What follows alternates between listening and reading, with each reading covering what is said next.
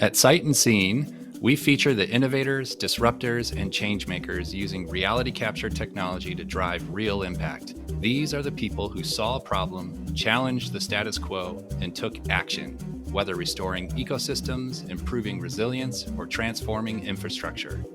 They bring a deep sense of responsibility and stewardship to their work, leveraging technologies like drones, laser scanning, GIS, and mapping to create meaningful change.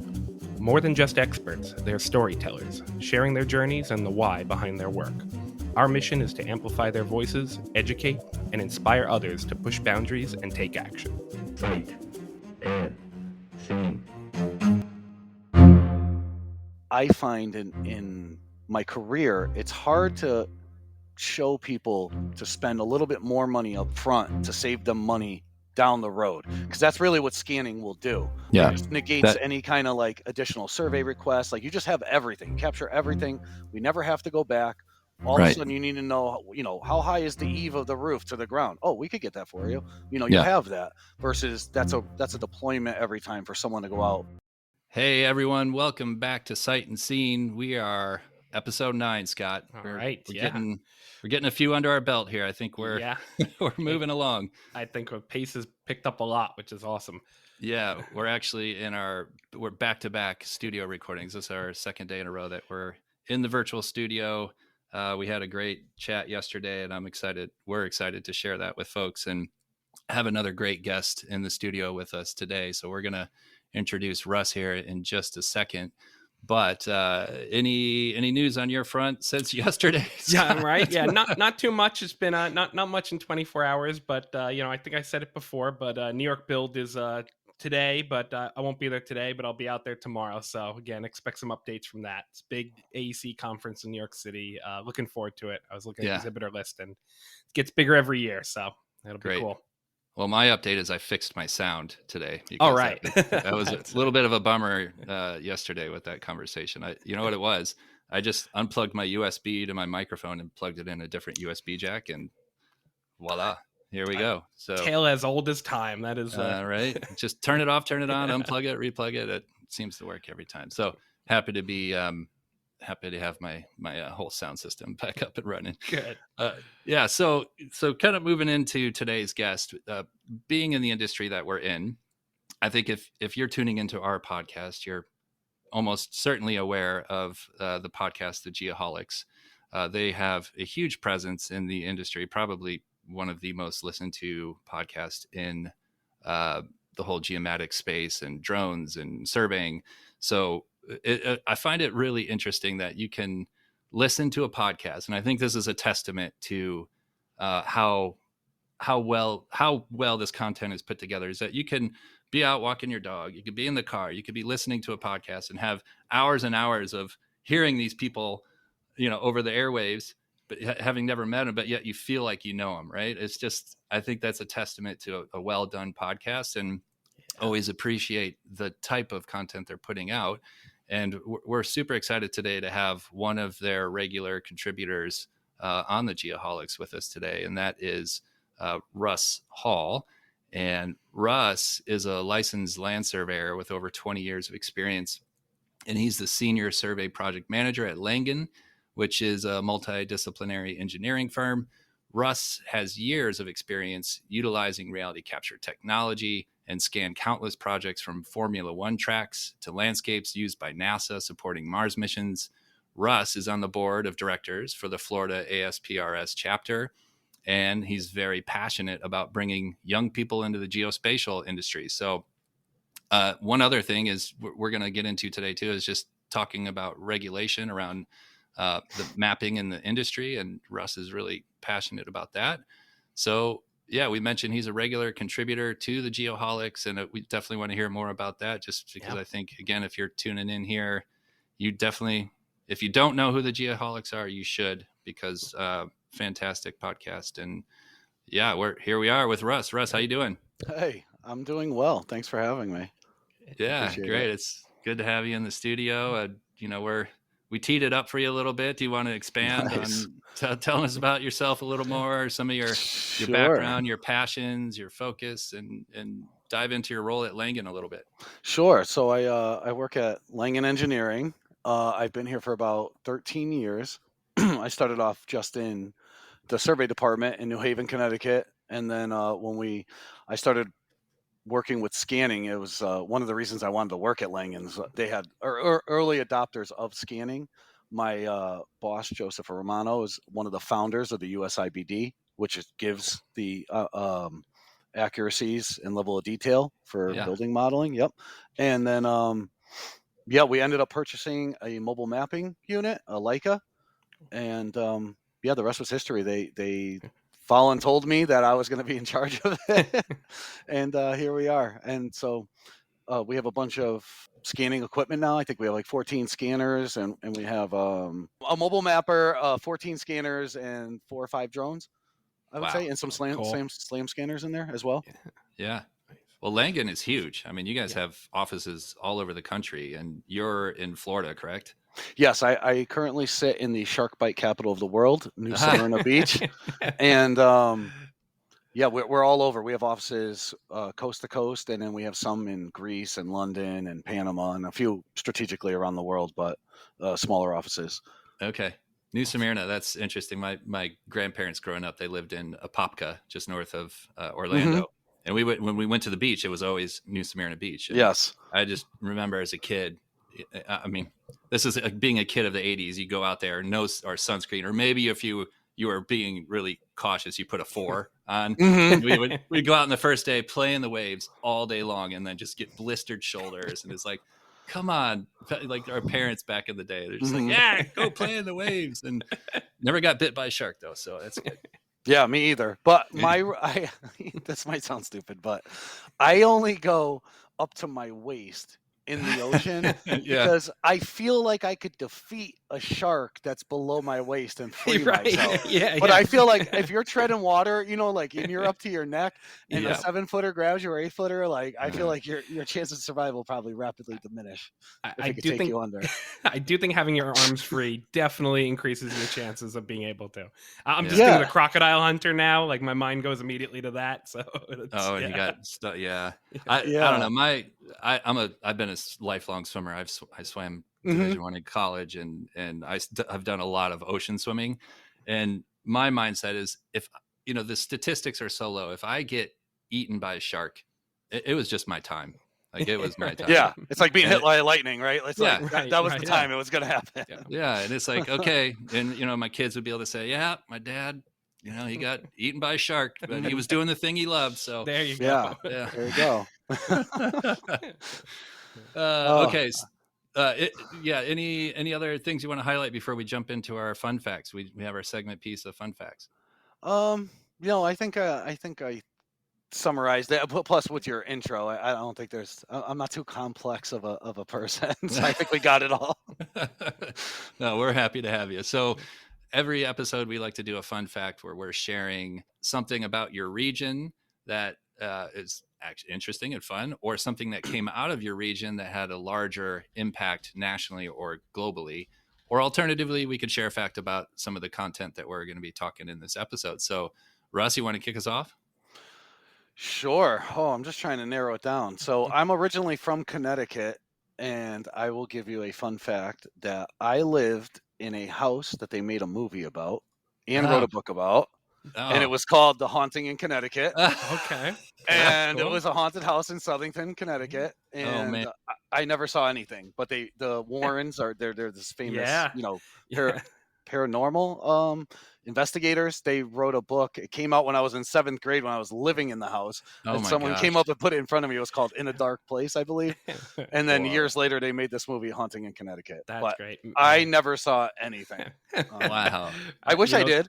Yeah, definitely. The Warrens would be fantastic podcasters if they were in their prime these days. Now that I think about it, but yeah, that's so funny. I mean, I know of that very well. You're not too far from me in Long Island there, but that's funny. That's that's a great fun fact.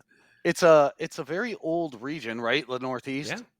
Relative to the rest of the country. Sure. So we have a lot of old landmarks, and so on weekends I used to go with my friends, and we used to look these places up, like Dudleytown and go there in the middle of the night to try to see ghosts, but we That's never saw awesome. anything. Yeah.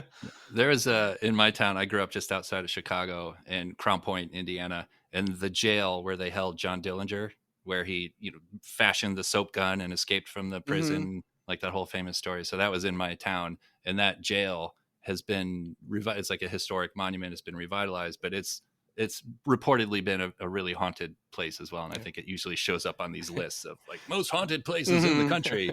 But we snuck in there one night. I didn't see any ghosts. Well, I'm gonna give it the lame one because I'm not very far from Amityville, so everyone knows Amityville horror. But it's a pretty. I won't lie. I like everyone's like, oh, you're near Amityville. Should I go there? And I'm like, nah, not really. It's a very boring. It's just a house and there's nothing else around there. I think Amityville doesn't want to make that an attraction. It's just a normal, pretty boring town, and they don't want tourism. They don't want any of that. So just like, yeah, come if you want. Otherwise, just be on your way. Yeah. Yeah. Do you have a fun fact, Scott, or was that your fun fact? That was not my fun fact. Okay. I've got a non-haunted fun fact. All right, go ahead. Let's do it. Still local to the area, though. I do a lot of work with engineers that work on the canal system, New York State canal system. So I was thinking about that. It's also spring, so we're getting close to the canals being refilled in a couple months, which because they're navigable, of course. But yeah. New York State canal system. It's a big part of upstate New York. It is the oldest constructed transportation system on the North American continent. Right, it predates pretty much every other man-made transportation system up here because it's crazy. It's operation since 1825. And it's quite an interesting. It goes all the way from pretty much right. Everyone knows the Erie Canal, right? So it goes all the way, connects the Hudson to Lake Erie, connects Lake Champlain. So it's pretty much all these waterways to the Hudson. But it's incredible, like what an economic powerhouse it still is. I think people tend to think that like shipping via boat is outdated, not something that happens anymore, but canal system is super, super active, and it's a huge part of it. And it's jointly run also, I think, with the New York Power Authority. So, there's a lot of activity happening there. It's very cool. Yeah. Awesome. Yeah. So I'm going to stick with waterways to an extent, and I'm going to share a little seasonal fun fact about my region. So I'm in the Pacific Northwest in Portland, and I'm thinking about the Chinook salmon run. So there's multiple different varieties of salmon that run the rivers here in the Pacific Northwest at different times of the year. And right now we're just at the beginning of the spring Chinook run. And, pre-industrial times, the indigenous cultures here relied heavily. It was obviously one of the most influential parts of cultural activity here in the Pacific Northwest because the salmon were running by the 16 to 20 million estimated. And any given salmon run, we're coming up the Columbia River, up the Willamette River here. And now we're like at 90%, less of those runs. So it's a little bit sad, but at the same time, it's still one of the largest migrations of any species on the planet. The salmon runs up and down the West Coast. Like up in Alaska, there's something like 50 million salmon that go up the Fraser River. It's just incredible. But the Chinook, the thing that's unique about the Chinook is that they will run up the rivers in the spring and they're just full of fat. And before they'll spawn in the fall still, but they spend all their time in the summer upriver. And, they climb 7,000 feet up all these streams. So when they're coming up the major waterways now, they're just full of fat and they're like prized, super sought after fish. And they're highly restricted for that reason because their numbers are so down, but they do allow obviously certain numbers to be caught. But just the other day, so I'm on the Masters rowing team here in Portland. And just the other morning we were out on the river and there was a sea lion. This like a 600, 700 pound sea lion with a salmon just like thrashing it on top of the water, throwing it up in the air. Like you see those, killer whales, like flipping around seals, like just making a show of it as we're rowing our boats by like 25 yards away. We're like, oh my gosh, like pretty cool spectacle of nature. But I just wanted to share that little fun fact about our waterways and migration patterns here in the Pacific Northwest. Cool. Okay, so let's get into it. So Russ, we got connected through the Geoholics. So tell us a little bit about how you got involved with the Geoholics and your role that you typically you play, and just how that podcast has impacted your work and your desire to just have an impact in the industry as a whole. Sure. I got connected with Kent and Sean. I think we had crossed paths a couple times, and we did an interview, maybe twice, and we just ran into each other at a couple places. And then Kent asked me if I wanted to be the reality capture expert, which I Nice. don't really like that term. I'm not like the foremost expert on anything really, but I have a pretty good working knowledge, I would say. And then I have lots of friends, right? Yeah. That if I don't know something, I can always rely on a good network. And it's been really cool because you meet some really nice, basically making really nice connections all across the country or beyond, even, of people who are all in the geospatial industry, but may do very different things or use the technology in very different ways. And it's just really exciting to see that and share knowledge because, a rising tide raises all ships, right? Yeah, absolutely. Yeah, it's definitely fun. Like, being in, we're still, a pretty new podcast, but I don't know, Scott, what do you think? Are we having fun with this? Yeah, definitely. And like you said, the variety is just incredible. And I think we'll get into that more in a bit. But I mean, we're just between the guests we've had, yourself, all of the episodes of the Geoholics. I mean, the variety that Geoholics covers is incredible. And so, like, it just goes to show you, like, yeah, reality capture is a big word, a really big word. I find it means like the whole world to me, and then deciding where you want to fit in there. That's half the battle, I think, sometimes, of calling yourself a reality capture professional, at least. Yeah, it's such a broad term, and it's also one of these buzzwords like digital twin and data fusion that they can mean, we all take them to mean something, but they can mean something else too. It's Yeah, very broad.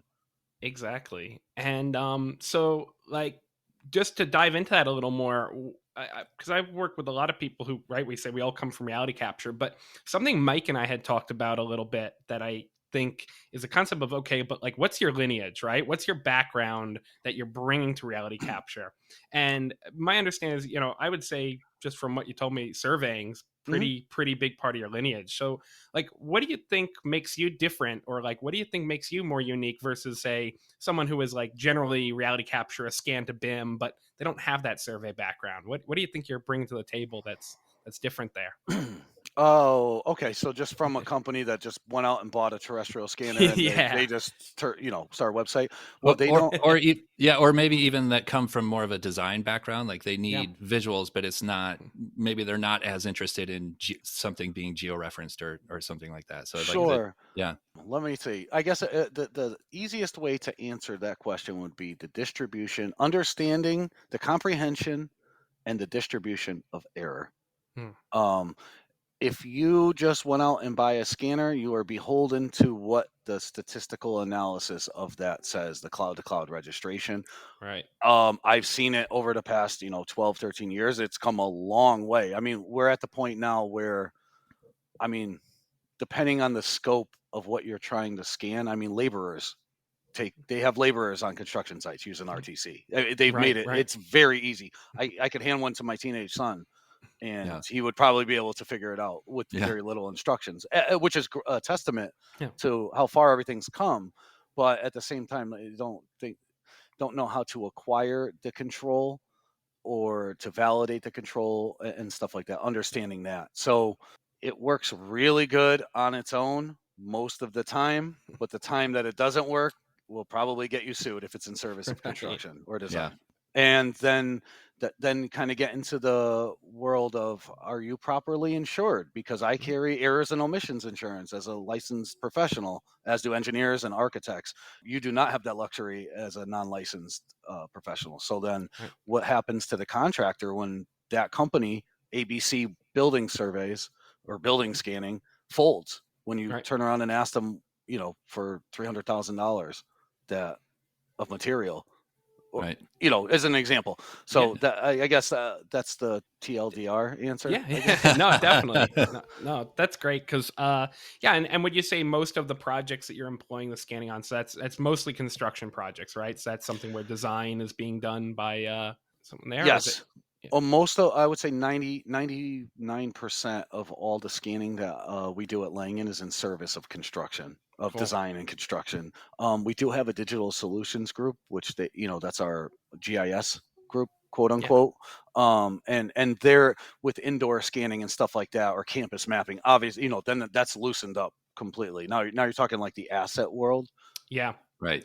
Yeah, and Yeah, that's the AECO, right? The Yes. O and the O, right? Yeah. Now we're So where in that world, they just want to know, is there a pole over here? It doesn't matter necessarily if it's within a foot. It's just, is there yeah, a pole at the corner of this intersection? And, Yep. and yeah, which I really like doing that kind of acquisition. No, exactly right. That's like life is easy with that stuff. Mhm. Yeah, but no, I'm glad we're bringing this up because I think it's good for our listeners to like make that distinction, because I think there's this temptation that laser scanning is laser scanning, right? Like I'm using a scanner, you're using a scanner, or this guy is, and what's the difference? But there's a huge difference, right? Yeah, there's a huge difference between I just want to see where all my fire hydrants are on my campus or something, Mhm. and then I'm going to actually build a graded surface or something like that from the scan data that I have.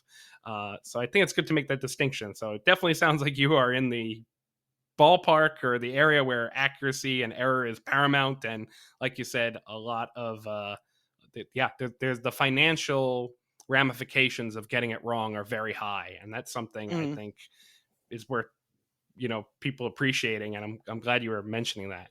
yeah. And And I think I'm sorry, go ahead. just like thinking about all of the new technology that's coming down the pike and the improvements in accuracy and like understanding how to validate those accuracy claims, so it's like understanding the tolerances of your equipment, and as the claims of these accuracies become higher and higher, I think it's up to us as the people that are putting it in practice not to just completely rely on the manufacturers that are making this equipment. You hope they're being transparent and honest about these claims, but I think it's always good as the practitioners to be validating it yourself and have that system and process in place to make sure that you are doing that correctly and understanding those tolerances of the equipment.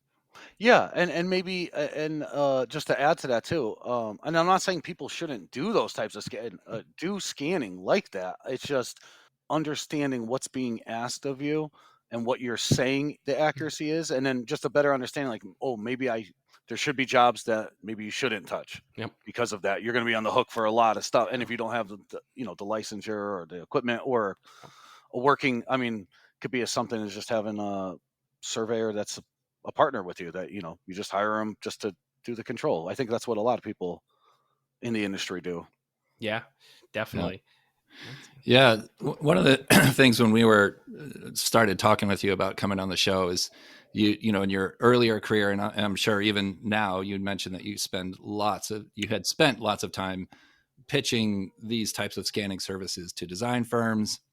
And I think a lot of times, for Scott and I, like, there is a huge educational component of the work that we do, because there's lots of new technology and new types of deliverables or new ways of interpreting deliverables that have been around a while, like point clouds, that the software is catching up, or you could do a whole lot more with these point clouds. So, you mentioned that some of the early times of pitching these services, like how has that evolved? How has that changed?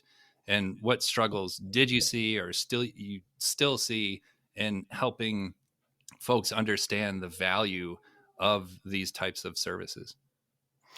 Ooh, interesting question. So I would say, I mean, I think everyone knows LiDAR now, whether it's because of the iPhones having it, or, I mean, I just think from 10 years ago, society in America, at least, is more aware of what LiDAR laser scanning. I mean, we got cars that use that as for self-driving.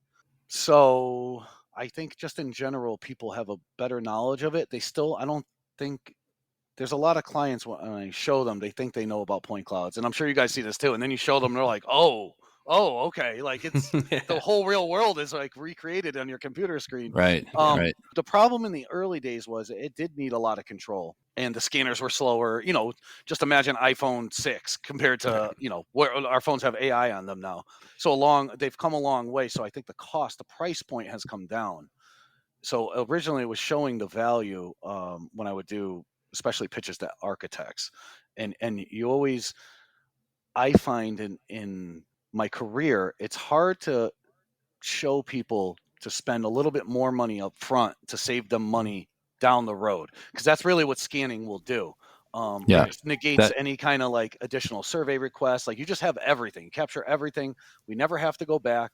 All of a sudden you need to know, how high is the eave of the roof to the ground? Oh, we could get that for you. You have that, versus that's a deployment every time for someone to go out, whether it's, someone working in an architecture firm and measuring it by hand, or a contractor with a disto, or having a survey crew go back out there. That's still time and money for any of those. Yeah, those return trips, I think, that's an easy thing to see for like, oh, you capture this data once, and how many times I know in my career, like you needed something, you went to a job site, and sometimes you're laser focused on something, right? Like, oh, we have this safety concern on this job site. I'm going out to the job site, and it takes training to like open up, to remove the blinders, because you're maybe single focused on a particular issue by going out to a job. But throughout my career, it took training to, like, when you're walking a job, you got to have your field of vision wide open, so that you're soaking in so much, whether it's safety, whether it's quality, whether it's this or that. And I think that a lot of times when people are going out to the sites, they have the blinders on a little bit. So that always prompts return trips to a job. And when you sell the service, like, you could just think of all those extra trips that you've been taking, especially if a job is out of town, it's beyond an hour to get to, and you have a way of pulling it up on your computer in the office afterwards. I think that's one of the easy sells, in my opinion. Yes, and our jobs are rarely an hour away. Would be a local job. That would be like a dream job. They're usually much further away. And I can't tell you, especially if jobs, let's say you get hired by the site civil to, capture, whether you fly it or mobile map it, doesn't matter. It goes to other disciplines, right? So it could be, I've heard this, like an environmental group, they were like, oh, I wish I had known that we had a point cloud and a viewer, because the lighting and where it was facing was important for something with amphibians or something, stuff that none of us would have ever thought about, right? But then that would have saved them an entire trip, just knowing they had access to this viewer and stuff like that, or to the point cloud itself, and go pull out information from it. So it really, especially on multidiscipline projects, capturing everything, really helpful. That's a really interesting perspective on it, because before starting my business, I was the director of construction at a fully integrated design build firm. So we were, the whole design build process has different forms to it. There's an architect who hires a contractor and they do design build together, but we were fully integrated. So like the value that we experienced of having that early integration from a building professional to provide that consulting. But I think framing this around the reality capture piece and scanning is, if you are thinking about bringing those services into a project, not doing it in this silo of like, okay, well, we're going to do the scan. And like you were just saying, Russ, like if you broadcast this out to the broader team on the project, there could be multiple different perspectives of how that data could be used, which would inform how and when you might capture that data. And I think it should be integrated earlier with a wider field of view for some of the other professionals on the project to make sure that its use is getting maximized and coordinated properly. Yeah. Sometimes I feel like where the trade or the firm writing you the check to scan might not be the biggest beneficiary of the scan data. There is another party. They are, but by proxy, right? Like they're working with another group, but they're the one that actually like you kind of wish you were sitting in the room with as well sometimes, because they get all of that stuff. And maybe a firm is hopefully open-minded enough to see that. But like you said, immense value, but it can come later in the chain. So it can be tough to get people, I think, to buy into it up front, knowing the benefits are going to come later, and the benefits might happen with other trades, right? Yes. And the unfortunate byproduct of that is that being so, especially as in survey, we're the tip of the spear, right? So then after let's say they do 30% design, whatever, once we're done with the site civils and we produce the survey to them, there all those other reasons that those people might need, I might never matriculate like to me, you know what I mean? Make their way to me. So it's like, and that's stuff that's good for all of us in the industry to know, to understand, be like, oh, you guys are working with when environmental's on the site, they might care about this, make sure, you know what I mean? Like knowing these Yeah. different use cases to better advocate for its use, I guess. Exactly. Yeah.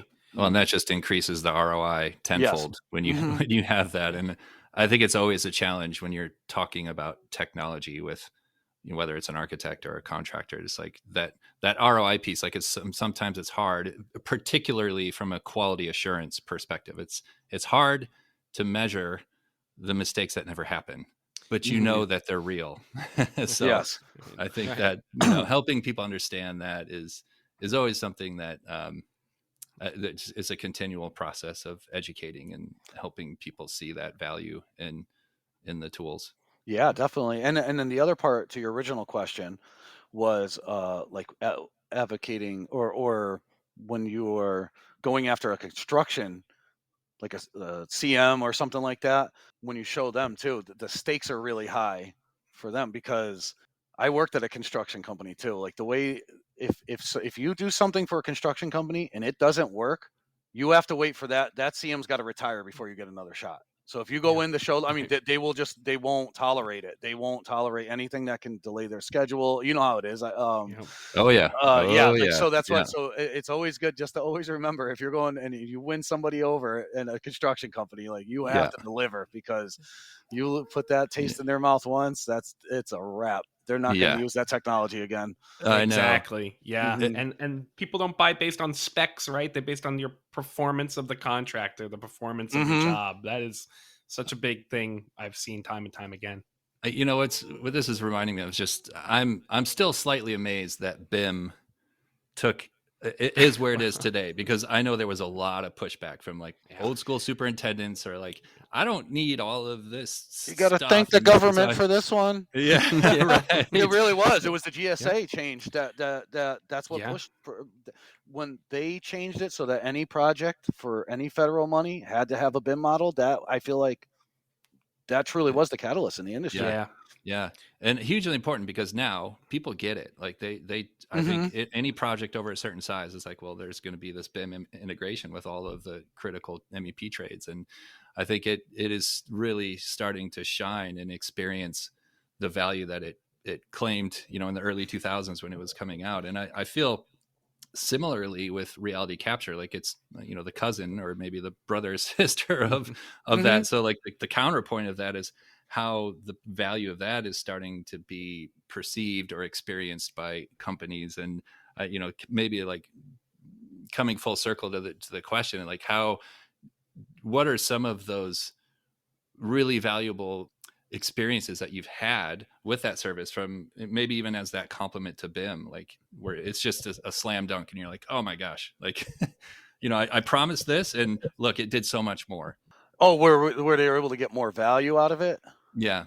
It happens a lot. It happens like Yeah. almost every time on a multidiscipline project. It happens like Yeah. where someone gains access to this. I think a lot of it is the viewers, right? The viewers have come such a long way, and they got to a point where it's like an app, right? It just works. Yeah. Like you don't really have Yeah. to explain how to use it, and when you make something easy, and people will use it, right? Like you don't have to jump through hoops and contrive passwords or nothing. It's just a standalone software you get on. And then when these other disciplines that didn't really have access or didn't have knowledge of it, I often get feedback from the other disciplines about how, whether it's, we did a scan for this one project, and there was these little plaques under the trees because the trees were dedicated to something. I don't know, but it was something very important. It became a very big deal. Yeah. And the fact that we had them on here, and it was for, I don't want to mislabel the group that was in charge of it, but whatever group was overseeing that, and it was very helpful. So that one was a really a unique one in recent memory. Yeah. But then that person, now you've just opened their eyes. Now, you know what I mean? Like now they're going to, in turn, probably on the future projects, ask, hey, do we have a point cloud for this? Do we have a viewer, Yep. And then that's kind of just evangelize one person at a time, basically. Yeah. Well, you're so right with these viewers, though. Like they have come a long way from getting the spinning wheel of death on your computer when you try to share a point cloud with somebody. They're like, I can't use this. And actually, we're interviewing. Have you heard of Nira? The Nira. It sounds really point familiar. cloud viewer, online viewer. So okay, yeah. we're interviewing the co-founder next week of that platform, and both Scott and I use that. Like we both discovered it in our own accord, and yeah. So maybe just a little plug for what's coming up, but if you haven't seen it, it's definitely worth checking out, because as a viewer experience, it's hands down, I think, one of the best out there. Yeah, I'm not sure. I have to check it out after. Yeah. I always like the looking at viewers. It's like one of my favorite. Just checking out different viewer technology and what you can bring into it. Like I like the ones that you can bring the CAD files or shape files into and stuff. Yeah. Virtual Surveyor is another one that's just incredible in that sense. Yeah, it's whenever I'm doing a lunch and learn with an engineering firm, and I'll pull up Nira and I'll like spin the point cloud or the 3D model. They're like, "Whoa, what is that?" You know, it's pretty great. Is it like similar to like Poitras or like what does it look like? What would you compare it to a different viewer like that's existing? Probably like closer to like Cintu or one of those, which are both like a point cloud and a mesh viewer there. But it's more of like it's very streamlined. It's funny because I'm talking about this as almost as broad as reality capture, right? Because I find there are viewers that are designed kind of for the team. Like they're more of a collaborative internal viewer, let's say. Like I want to share it among my colleagues who are like design professionals and a little nitty gritty. And there are other viewers that are designed to be very straightforward, right? For the client, for your end client, to kind of go more for the wow factor or just be simple enough to use. And so even in viewers, it's super broad, right? I'm not sure what you guys are using, but we will mix that up a bit too based on what the end client needs. So we are one of the few key accounts for Leica, Langan. And so we are full Leica shop. All our scanners, except for drones. They don't make a drone. The BLK to fly, but it's technically a SLAM. We use TrueView. I'm not sure if you're familiar with TrueView. In my opinion, it is the best for viewing ground-based LiDARs. Like that viewer is, and their compression with the new LGSX file, it's like nothing I've ever seen before. Yeah, I can't believe how much imagery and point cloud it can jam in there, and it's like it'll be like 100 gigs worth of imagery and cloud, and it'll be like 26 gigs one file that awesome, just effortlessly. The other ones too, from the big ground ones, they're also great. I'm a huge fan of TrueView. That's awesome. I'm just I've used a bit of Cyclone family of products in there. Leica has so many cool things in there too. I mean, there are certain, especially in buildings and like dealing with structural sides of things, I think there's just so much in Cyclone that I just have not seen in other software that I'm like, it's cool. I got to give credit. Like they've really fleshed out the end to end there. Yeah. It seems to be the standard for the terrestrial scanning at the very least. Yeah. Exciting times we're living in here. We talked about this and touched upon this a little bit, but maybe walk us through this a little more if you don't mind. Like, so how are you first tasked? Like, what's a typical reality capture client for you? You said mostly construction firms, but I guess how does it work? They call you up and they're like, "Hey, we have a design project coming up. We need something scanned," or is it more of a coordination with another group or a subgroup in the construction firm? Okay, so we kind of have our scanning our reality capture is kind of siloed. Like we have different groups, right? So we're going to remove, so let's say, I like to say vertical and horizontal or linear, right? Sure. So I work more in the linear world. So like sites, we have a group that does vertical with those scan buildings, and when we'll make the models of them with different LODs using Revit or whatever, whatever the architects want. So I'm going to answer this question based on the linear, which is roadways and like sites to be designed, right? Typically, we don't sell scanning. Like I don't sell a point cloud. So let me take this back one step further. In my mind, I like to categorize, there's like scanning as a service, almost like there's SaaS software, right? And then there's like scanning as a product. Scanning as a product is like kind of what we were talking about before. Oh, I want to sell you this point. I want to go out and capture a point cloud specifically because that's what you want. Here's the point cloud. That's the product. As a service, that's where we internally at Langan choose what is the best, fastest, most efficient method of capture to create this survey. So I'm leveraging it like a tool, like it's Torx number 8. Yep. Versus, you know what I mean? So a lot of times people don't, and let's say you're doing a land transaction, you need an Alta survey. You don't care about a point cloud. You don't care about a viewer. You don't care how the sausage is made. You just have to close on this date. So what I have focused on specifically, or us at Langan, is a multi-sensor fusion to get everything down together, and trying and basically coming up with like a Henry Ford acquisition. So with the mobile scanner, we're able to hit like 4 sites a day if we want, if we chain them right. Whereas that's where it's a huge limiting factor with drone is the batteries, right? Right. So this thing on one charge will drive, they can put the control down, we drive the sites, the targets, and then we take a live preview of the mobile scan, and then we can walk with the SLAM scanner and fill in the areas. So now we've completely captured a site.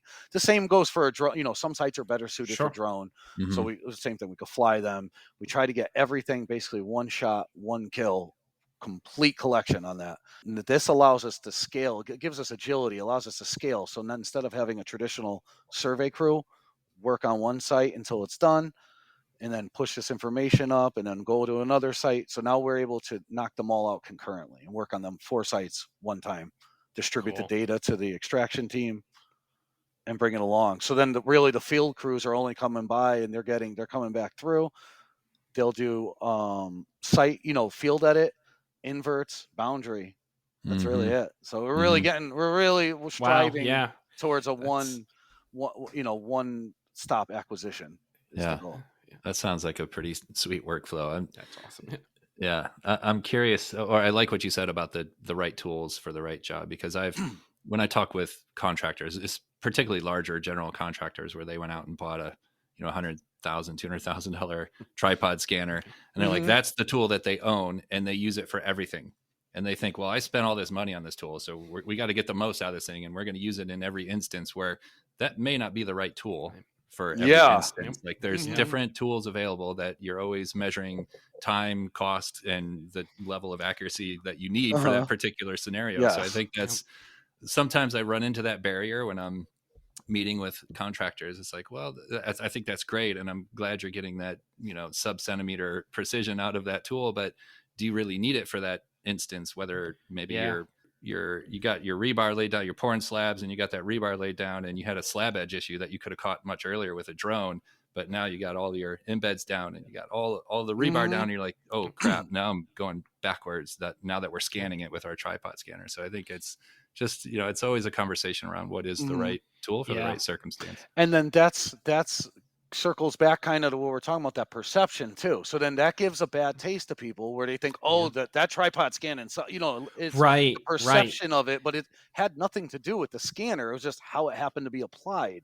But it can leave a bad taste in someone's mouth, and then they're surely not going to go out and speak to the praises of scanning after that. They're gonna be like, you know what I mean? Like, so that's why it's that's interesting. And I usually see it the other way. So I usually see people, and they'll say they're using an RTC and they're trying to pull scans 150 feet away from it, and I'm like, oh, brother bear, that is not what you're supposed to be doing with that. But that's so funny. A wise person told me that if all you own is a hammer, everything looks like a nail. Exactly. I feel like that's kind of so you're just trying to use something that it one way or the other, it's not the best tool for the job. And I do find that this happens a little more in laser scanning and drones and other stuff. Like, could you imagine if someone's like, oh man, my Porsche sucks because it just cannot carry, my whole cargo. And I'm trying to use it on a construction site. It's like, why would you? But I do agree. I think people tend to just be, at least newcomers to this I tell people, don't be myopic and don't focus on the tech too much. I think we want the laser scanner itself to save the day. But you put it perfectly when you said Henry Ford, right? It's about your factory. It's how your factory operates, not that, not any one piece of it. And that is really what gets you the results more than, oh, you own a like RTC 360, so to speak. Yes.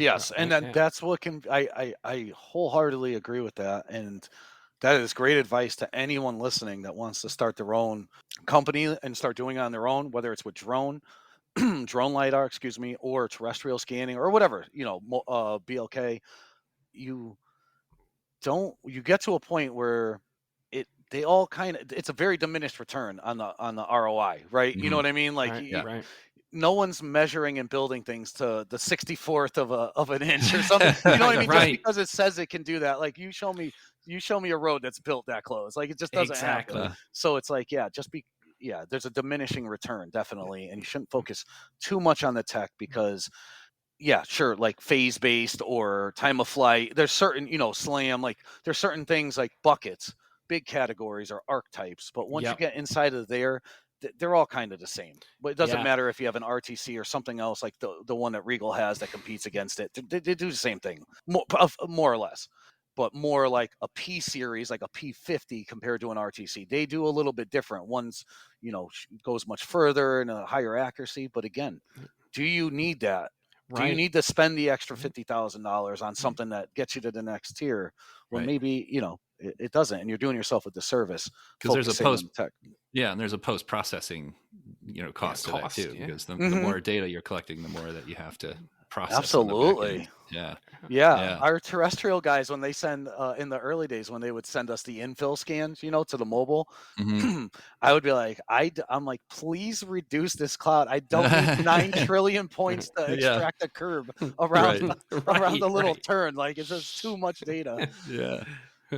So it's kind of leading into this whole tool discussion where, obviously you use a lot of the Leica tools at Langan. So what is it, the most utilized tool, and then maybe what's the most underutilized tool? And I'm thinking underutilized is because maybe there's a gap in this perception of the value that tool is providing for a particular client. But like, oh my gosh, I know this tool could do so much if we could just educate a little more or have more of these use cases to demonstrate. And maybe even saying this in today's world where mobile scanners are becoming more and more commonplace and the accuracy is improving more and more. So I'm curious on both of those fronts. Okay, so that's a great question. So I would say the most utilized tool as far as mobile scanning goes, let me rephrase that, even beyond mobile scanning, any kind of survey, if you're trying to replicate a linear ground survey, the most utilized, and for good reason, tool is TopoDOT. Which runs inside of MicroStation software. It's a separate company. They are like the gold standard of point cloud extraction software. Every pretty much in there with every DOT stuff. Their workflow chomps through linear extraction. Now you get into drones, and let's say you're in the Midwest and you're working more on cornfields or something and solar sites, you can get away with a lot of different packages. Especially if there's not lots of impervious. But if you need to extract valves and hydrants and curb lines and anything in a meaningful accuracy, you kind of need something closer to TopoDOT. You need to get in there and be able to validate it. Now, the software that I think is the most underutilized and is a complete gem is Leica's 3DR software. That was 3D Reshaper. I'm not sure if you've ever heard of that before, which they purchased. Have when it was 3D Reshaper. And that's like it's got so many tools in it, and they even have scripting in it. So we have a programmer here who scripted a bunch of tools. So now we have custom tools for automatically segmenting trees and getting the diameter with best fits, and that software has a lot of analysis and cool extraction and meshing tools that are unique to that. It can handle, because it's meshing software. I mean, that's all a tin is. A tin is a mesh. But this is meshing software that you would use to create like watertight meshes on a statue of an angel or something, right? Or small things, but it also applies it to the ground. It's got really cool stuff in it. It's worth checking out. It runs really well. They've put the virtual surveyor functionality from Core in 3DR, so it's in there too. Is it agnostic where it just will consume any mesh or completely agnostic. And in my opinion, if I was starting out a new company and all I had was like terrestrials, like survey company and terrestrial scanner, drone, and conventional survey equipment, that would probably be, for its cost, that would probably be where I would start for extraction software. And if I recall right, 3DR is like, that's the one where you can do like, you can run like floor flatness studies and that kind of stuff, right? And I agree with 100%.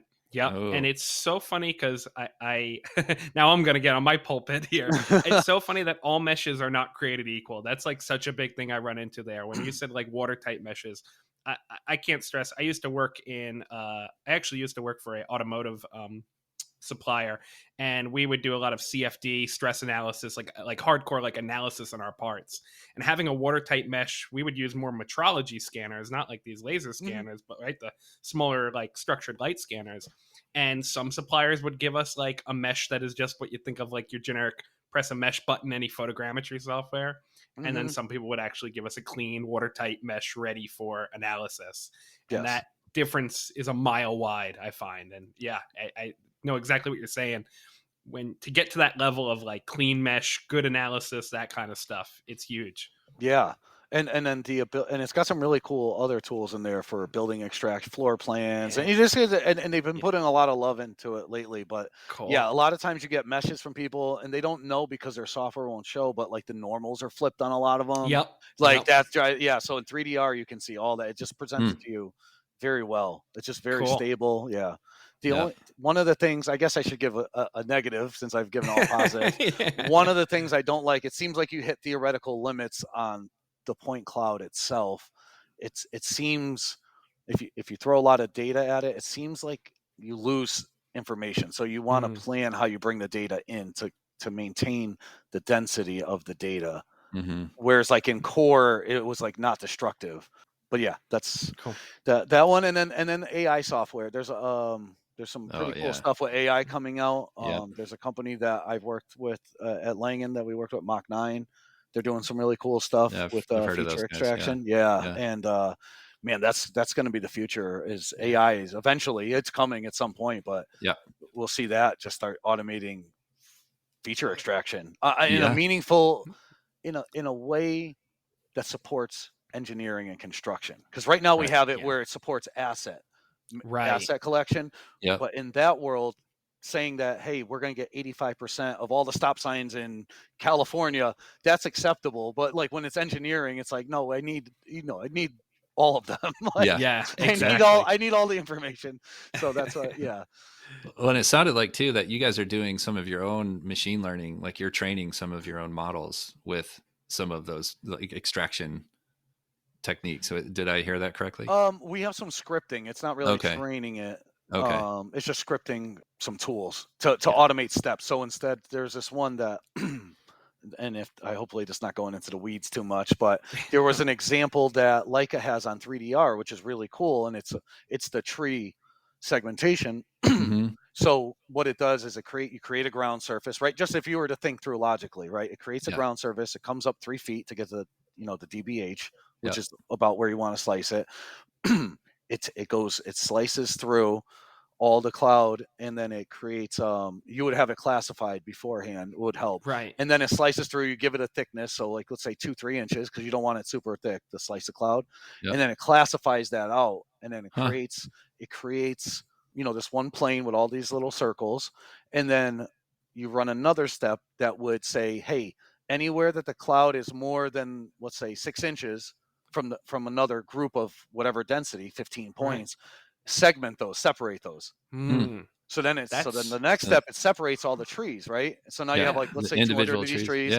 Now you can run a best circle fit routine on all of those different clouds. So then what we did is I had the programmer that worked at Langan just make that into one button press. Oh, cool. Nice. So it was pretty cool. Yeah. So, and DBH is like a bit of a holy grail, right? Like that's such a valuable thing, and it's such a I've seen that quite a bit. For our listeners that don't know, diameter of breast height. Yes. Thanks, Mike. I was going to say. And that is probably the thing, at least that was my take at Geo Week too.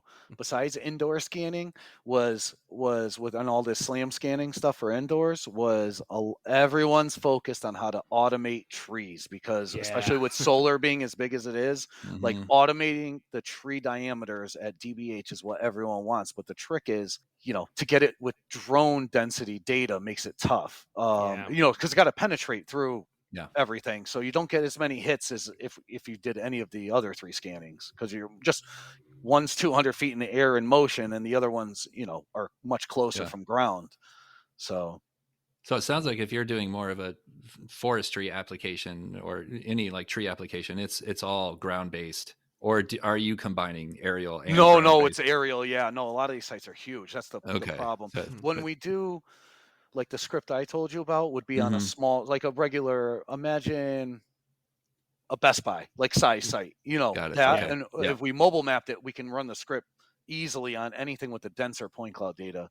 Got it. The Okay. We have a few different ways that we're working on the tree automation where it'll be, because it needs to be pretty accurate. Yeah. That's the Yeah. problem Right. for the Yeah. applications that we're looking at it through. Right. Yeah. Well, I think if anything, this is demonstrating if for folks that are like point clouds, that maybe aren't as in the weeds as we are. It's like this is just one example of how point clouds can be extracted and classified to give you Yes. this super, very like specific information out of all of that data. So I think it's an awesome example of that. Yeah, there's actually a professor that I've worked with in at UCF in University of Central Florida. Her name's Dr. Lori, and she uses it in a really cool way. So she kind of it's history is what she says. She's a historian, but it's more like an anthropology to me. It comes off as, but she did this in Cocoa Beach, and she had we mobile mapped it for her, but that Mhm. was all built to support NASA. 50 years ago or whatever, Yeah. right? So the whole town looked really cool, like alien stuff, and everyone that lived there worked for NASA. Families Yeah. that worked there. Long story long, she has all this documentation, all these pictures, and all this stuff of how it used to look. So then she created this with you. I want to say it was Unity or the Unreal Engine, but you can go in and you see how it is now. And then she has all these different. You can go back in time and see how these things looked. Wow. And Cool. then let's say you jump on there, you used to live there, or let's say you had an uncle or something that lived there.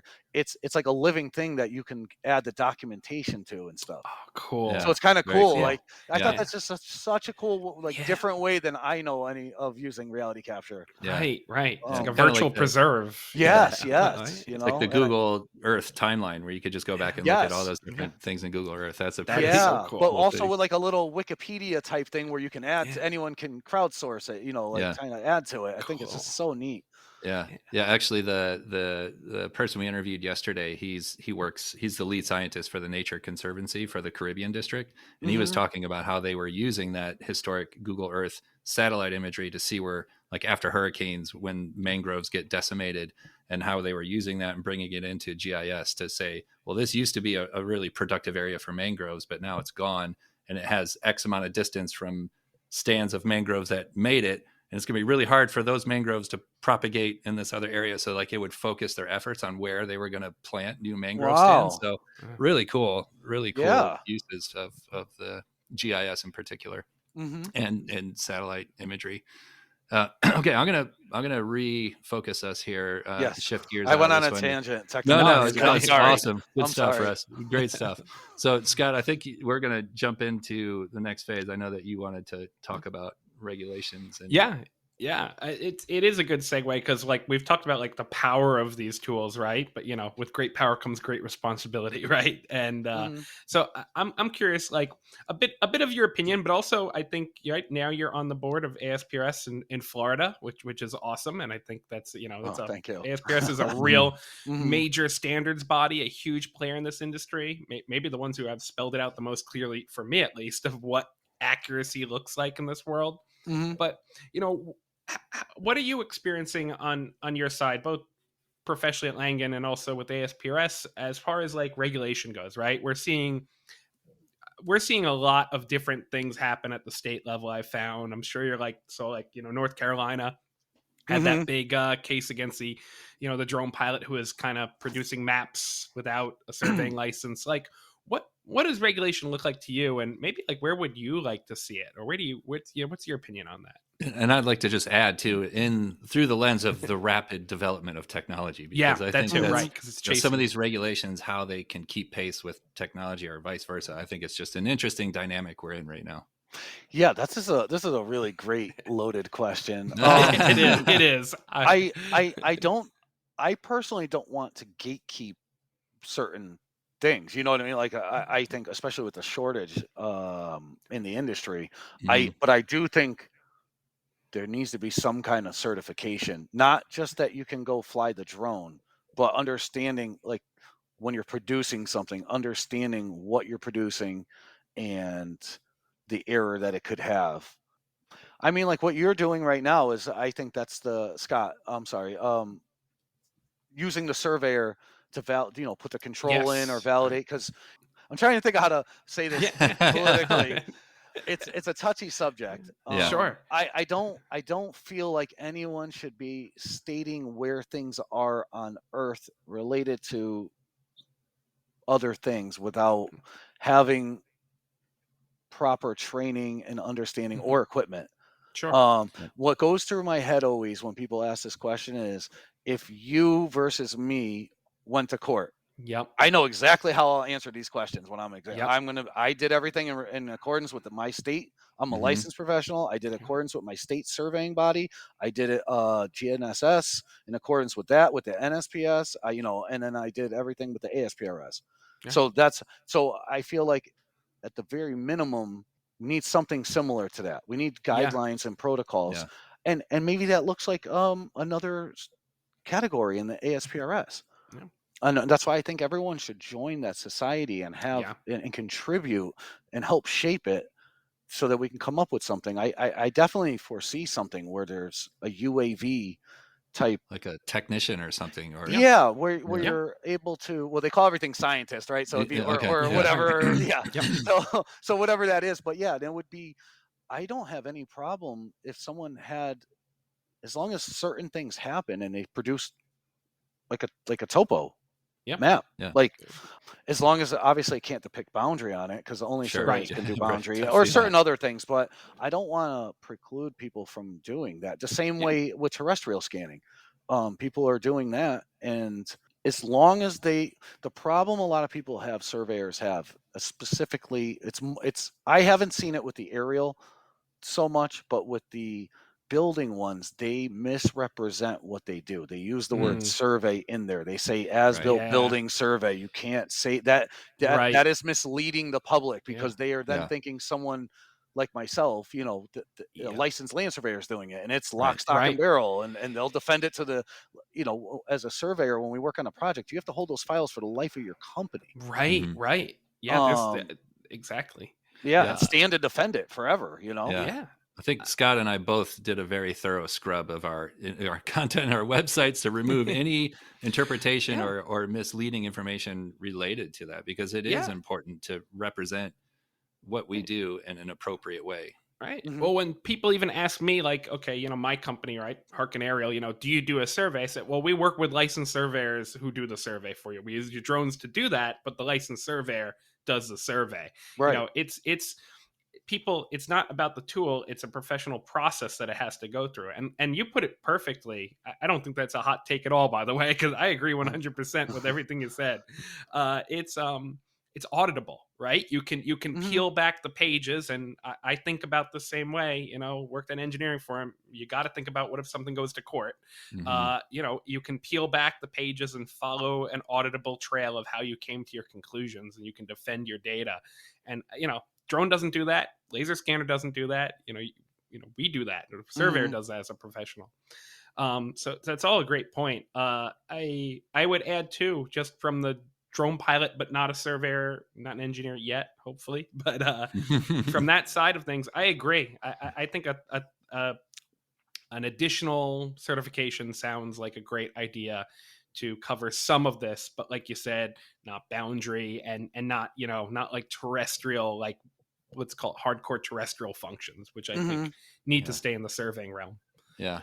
And I'm curious too, just like the education for these things. Like, I know that like the Reality Capture Network is doing a lot of work in this arena to try to, form some sort of accreditation or platform for people to receive this kind of training, and maybe Mhm. even be advocating for these intermediary kind of certifications that we can get within the industry. So from that education and that side of things, Russ, like what do you see as the most promising thing for folks that want to maybe not only advocate and get involved with ASPRS or your local chapter, but just other ways of like moving towards that goal? Okay. Well, it's hard to recommend another the ASPRS is the governing body. Like if Yeah. you go get brought into court for flying, Yep. something related to drone, like that's what they're going to use. They're not going to use any Right. other Right. society or anything. That's going to be what they hold you accountable to, and want to know if your means and methods match that. As far as resources, do other resources or just? I'm sorry. I guess you want to. What's ultimately going to get this additional certification, under the ASPRS to be like what do you think is going to get it over the finish line to actually create this next step for the industry? I think one of the states is going to have to be forward thinking, the state land surveying societies, and create absorb. That's if I let's just say I had a state called, I don't know, Russ Apocalypse or something. I don't know. The land surveying society there, I would want them. I believe this kind of happened in one of the states around the country. I think they have like 2-tiered license for land surveying. It might actually be South Carolina or North Carolina. But what happened was something with photogrammetrists, where they're like, they were always considered land surveyors, but then they're not. They kind of separate it where they could kind of do everything but boundary, something like that. Yeah. But Yeah. I would want to go to that similar approach, and just, I know in surveying we have like the CST1, CST2, CST3. Then you would take like your FS, your fundamentals of survey. Then you would take your PS, right? That's your professional surveyor license test. I think that they could make something similar to the CST, where at least it shows that it could be something that looks like a statistics. So, a couple statistic classes, something, maybe it's a boundary law class or just a real estate law type class. Yeah. Nothing Right. heavy, but maybe it's like 9 courses or something. And then you have Sure. this, and that way, at least you could stand on that. You could promote that. You could be like, that shows you that you have the minimal knowledge, that you understand what you're doing. Because the problem is the technology is evolving so fast. Mm-hmm. It's good. Like it's good most of the time. Like Right. most of the time, we're talking about the exceptions to the rule. Yeah. Yeah. Like most of the time, like you hit the button and it's good. Right. I mean, I'm glorifying Sure. it, but Right, essentially, yeah. right? I mean, it's a very specifically, and also with drones, it's a very guided process. Yeah. How it goes through, and that's system agnostic. I've done a few GeoQ. I've done with Bentley's, DJI. They're all kind of work the same. Mm-hmm. It's when it doesn't work, if something goes through it and it's in support of construction, it is going to be devastating. So it's just giving you the knowledge to spot those things, to look out for those errors, understanding, when you call the surveyor, it also keeps the surveyors that you're going to use as a subconsultant accountable. Maybe you don't need 12 checkpoints. Maybe you're like, I only need 4 here. Don't charge me for 12 checkpoints, like that. So it gives you a working knowledge of everything. That's how I would envision creating this. Yeah. I like that. I mean, I think we're all advocating for that. I mean, we're definitely advocating for that in our industry too, because I think it would be good to have that additional layer of knowledge and protection that supports the industry. Yeah, it's a good, in my opinion, it's good for everyone. Like it's Exactly. There's no losers in that situation. Yeah, precisely. Yeah, maybe it's not Texas putting out that move after that. Maybe they're grouping it in with the same law that you could shoot drones out of the sky over private property. You can shoot drones, but we're also creating this extra layer of oh man, jeez. Okay, sounds like typical American legislation. Yeah, right.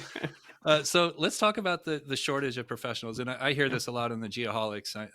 You guys talk about it quite a bit, just about, and particularly in the survey profession, the shortage of professionals. And I think that in the AEC industry as a whole, like I know, I was in 26 years in commercial construction, and I just remember talking to like senior project executives for Turner Construction, and they're just like, we're not seeing the amount of people coming into the industry anymore. And I had one Turner.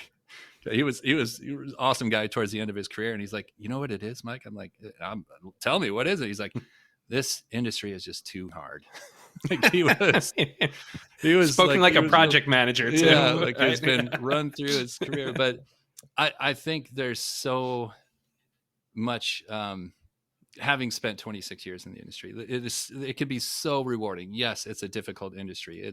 There's lots of risk but there's lots of reward. So I find like with any endeavor in life, when you have this contrast of risk and reward, I think it could really provide lots of fulfillment in your career. So I've seen it in my own career, like the shortage of professionals coming through, and like I tried to hire a project manager right at the beginning before COVID, and as it hit, I like went through 3 project managers who interviewed well, and I was like, okay, great, now I could, hopefully this person's going to start lightening my load. And then it turns out that it's like, well, you interviewed well, but it was kind of a dud. And I'm like, crap, you know. Oh. So, and then I had one guy get poached by Amazon. Anyway, so like, what is tell us a little more about the shortage, because I know you're passionate about getting more people into the industry as a whole, and maybe we're just talking about, I don't know what we want to call the industry, like geospatial industry or survey, or maybe more of reality capture. Like, just kind of share a little bit of your passion behind that, and what you think can be done to help us improve the situation. Well, I got an easy answer to that question. Okay. If you look at the 3 of us, and I realize that we can see each other only, but is there one commonality that you would say we all share? Well, I was going to say gray hair, but Scott doesn't have any gray hair. Oh, my headphones hide it really well, actually, so we're getting there. No, it's a very, very, very, especially surveying, very male-dominated industry. So you're talking 52% of the population kind of doesn't know it's a career. So, I mean, there you go. And then, I mean, it's also, it doesn't have a lot of minority representation either, land surveying in the States. So, I mean, like, let's just say conservatively, 60% of the population doesn't even really know it's a position, like a job, or know about it other than when they drive down the highway. So, I mean, there's a good chunk of the pool that we can have right there. Right. So I think it's about, you know, we have to do a better job. And I'm just speaking for land surveying because I'm a land surveyor, right? We need to do a better job of explaining the profession. It's not just on the side of the road doing, you know, most people's knowledge of surveying, they see DOT land surveyors, right? On the side of a state road, 3 guys, you know, in a crew or whatever. That's usually what most people see. It can be so much more. It could be, you could do nothing but fly drones and do like reality capture that way, or you could be you know, kind of similar to what I'm doing with the mobile and terrestrial and all that, or you could be in GIS. You could be, I mean, there's like, you know, there's water. I don't want to sound like Bubba from Forrest Gump, but there is literally so many different ways that you could survey or apply geospatial, like all these different geospatial jobs that are out there. So I think, and that's one of the reasons I wanted to join the ASPRS. They do a lot of work with students, and, you know, just trying to grow the chapters and get more people, just exposure to it. And when you say students, do you feel like it's happening at the high school level, like getting people interested in even more of like a vocational route as opposed to a collegiate, you know, a college? This is collegiate, but we need to do what you said. Like that's kind of like, I think we need to start even earlier, like at vocational maybe and stuff like that, and get it introduced. Or, you know, the only knowledge I have of anyone really with people younger than college age is when people help out with the Boy Scouts for their merit badge. Other than that, there is Get Kids in the Survey, which is a great program, but I think more people need to help out. That's all. Yeah, here in Portland. So my son is 8th grade this year. He's going to be a freshman next year. And there's a polytechnic high school here in Portland where they have like an engineering program, a manufacturing, and automotive, communications. So it's very focused on technical skills. And they have an electrical engineering department. They have a building construction, but they don't really have a surveying path. And maybe that could be a subset of, you know, in the broader umbrella of some of these other programs, or maybe it needs to be highlighted. I think kind of what you're saying is like, we need to highlight this as its own profession. And it is an amazing way to, I'm just thinking, you know, being outside, like there's a lot of really awesome things about being a surveyor. And, you know, whether it's it. Like I mean, being out in the field, being outside, not, you know, sitting behind a desk all the time. Like, I think sitting is just one of the worst things. Being sitting all day long. Humans are not designed to do that. We are not. We are not designed, and my back reminds me of that every day.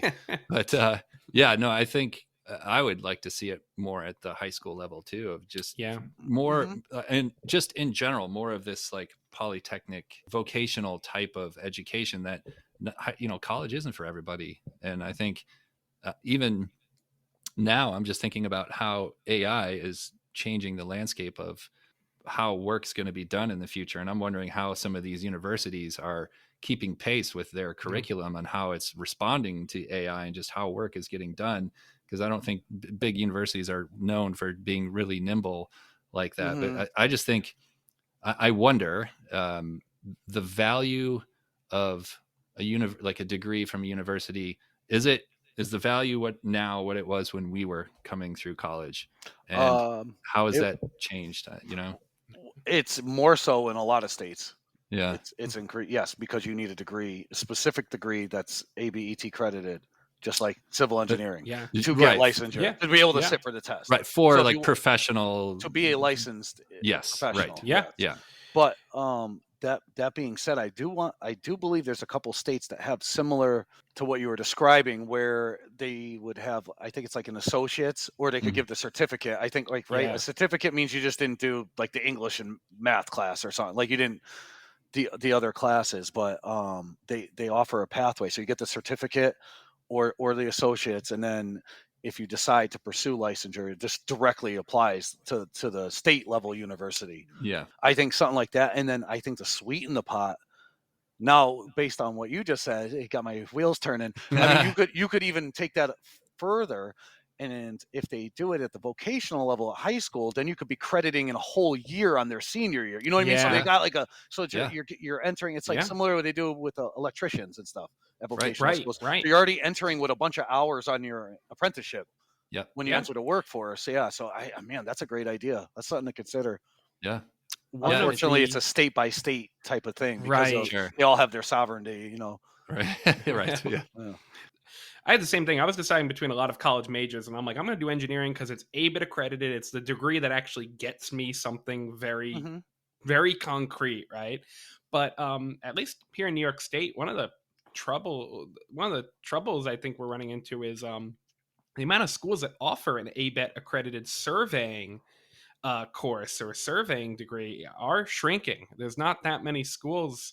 And even the ones that are there have reduced a lot of their like courses and stuff. So that's the tough part, that you've got this body that is required to be to get into this, but that pool of opportunity within that is shrinking kind of what's being offered. So I kind of love your idea of like a vocational level, high school level offering the credits, because I think that takes pressure off of the universities a bit to have to offer the full thing, perhaps. I don't know. Yeah, and potential cost to a student to they can shave a year off of their university costs, or even that's a big deal. Like, I think for a lot of people, it's college is expensive.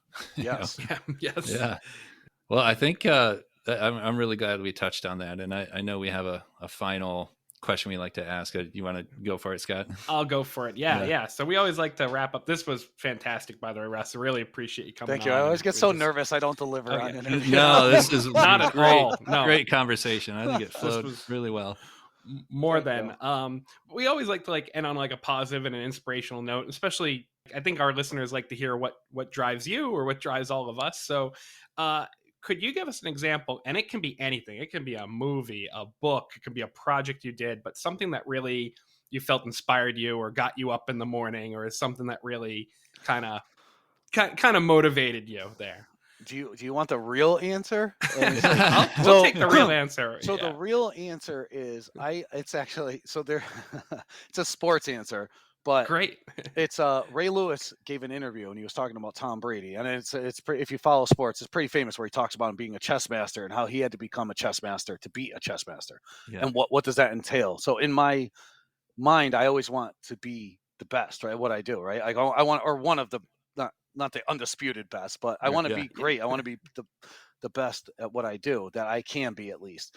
And so in my mind, I kind of have a similar thing where I'm like, it's not something that you just reach and you just rest on that and you're like, oh, I'm the best now or whatever. It's something that it's a mindset of like, on weekends, I live it. You know what I mean? I'm absorbing information at all times. I'm writing down ideas, thinking about ways to make things efficient. Efficiency is like my biggest thing. It's just always, I have like imaginary competition in my head where I'm like, if I'm not working on this, someone else that, you know, is going to pass me in innovation or whatever. So that's kind of what I always have in the back of my head. And then the genesis of that was that Ray Lewis interview. I've never actually told anyone this. Yeah. Hey, no, but dude, he was awesome. Man, he was a beast, man. Like he was at the Ravens, just man. Yeah. Yes. Oh my goodness. But I really liked, it was really when the way he described it really resonated with me about that mindset of just doing whatever you can do to constantly work at something to be better. And, you know, continual improvement. And I feel like we're a little biased, I think, as podcasters, but I think part of that is a good podcast that's putting out great content where you can learn something new and absorb some information that might inspire you to look into something deeper. So I think we're happy to be in a position to be doing that. Yeah, absolutely.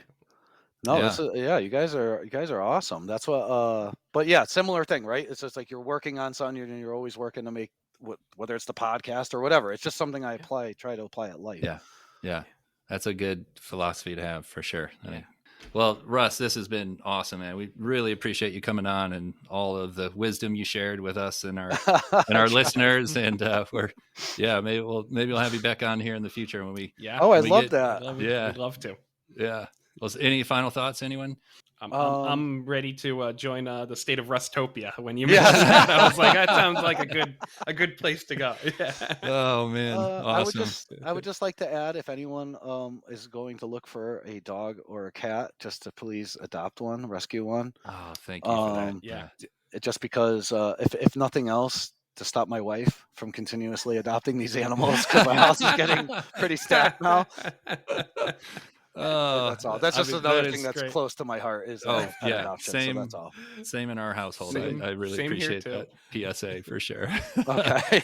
All right, guys. Great to see you. Thanks everybody for listening, and we'll catch up next time. Thank you. Take care. Yeah.